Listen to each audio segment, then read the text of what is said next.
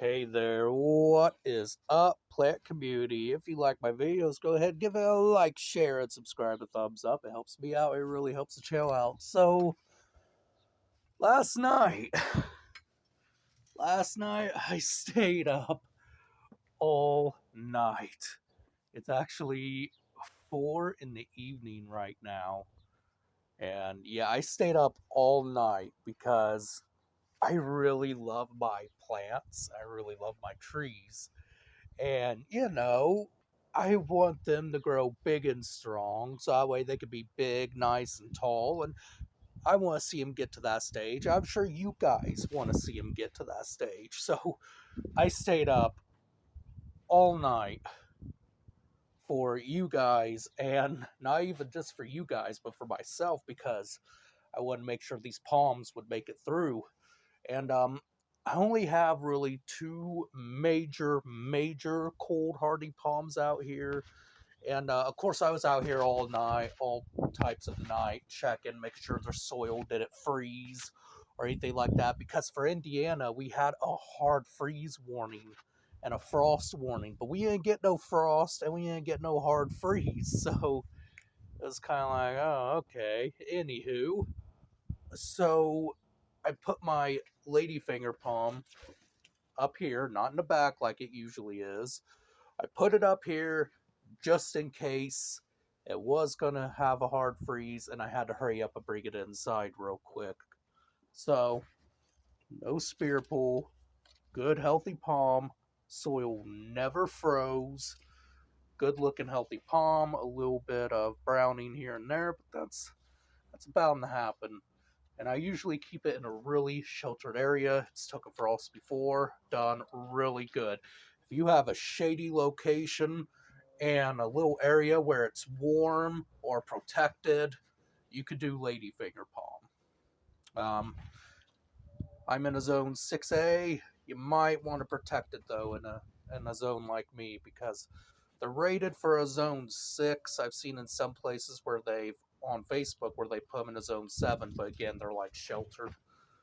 I'm pretty sure they could do a zone 7 easily. I've seen them do a zone 7, so probably a zone 7, zone 8 and up type of palm, but zone 6, you're starting to get a little iffy, especially when you're like me, zone 6A. Yeah, you can see really none of these guys is affected at all. The daylilies.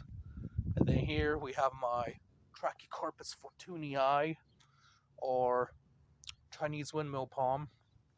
It's a little beat up by the winds, but we can see the newer fronds are stiff. Ooh, that guy's so much bigger.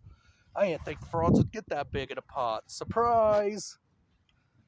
But no spear pool there, and we can already look and see there is a second spear right down there starting to come up. So yeah, Trachycarpus fortunii, kept it outside 99% of the year. Only time I brought it in was during a hard freeze, which is when I would actually protect this palm if it was in the ground. Done really good. Really good. The pot did freeze a little bit, but I mean, not today, but during the winter it froze, and of course I took care of that. We got an old dead frond here. It's kind of yellowing, but I'm not taking it completely off until it's completely yellow or brown because it's still receiving nutrients from that beaten up old frond. But yeah, you can see here what my old plants are coming back. Currently forget the name of it, but yeah, looking good. Cacti, they came back like always. Cypress over there, or cedar. I call it gold mob cedar. It's not really a cypress. Cypress have a different foliage style, but yeah, it's doing good. Rose of Sharons, that's what that's called. Kind of looks like a hibiscus. Yeah. So yeah, the cold hardiest of my palms did really well. Did really good. I said, Ladyfinger, a little beat up. That's to be expected. After this video, I'll probably actually, before I even upload it, I'll more than likely take this guy back around back, just so he's more protected, because we still got some frost. I guess we got some frost coming in until the 1st of May. Even a little bit into May, which to most people that's crazy, but usually that's our normal weather here. Actually, that's usually how it used to go. Actually, used to be you wouldn't plant anything until Mother's Day, believe it or not.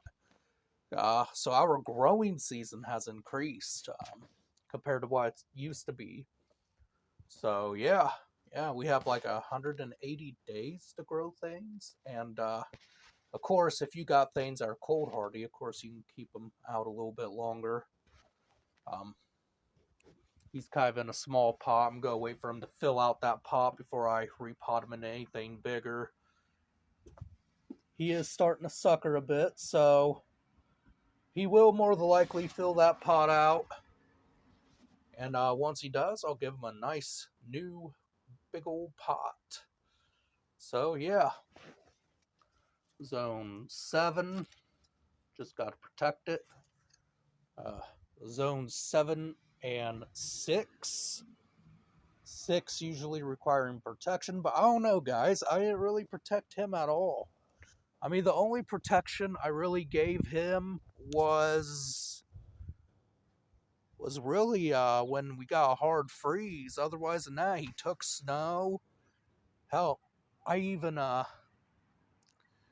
threw snow in there just so he could get some water. So yeah, he did really good, really. It's a young Trachycarpus too. It ain't like it's more mature, but yeah, I guess they build up more and more cold tolerance as the older they get. Yeah, just got protected from those Arctic blasts we had. And then of course, a little bit of damage here, but that ain't nothing I really fret about that happens. I don't even think it's from the cold, because I seen where one was in the ground on Facebook and it was doing fine, and they have nothing like this. I think I'm just overwatering or underwatering, but I will figure it out for sure. Anyways, guys, this is it. I meant this to be a shorter video, and it turned out to be a 7-minute video, but hope you guys have a good rest of the day.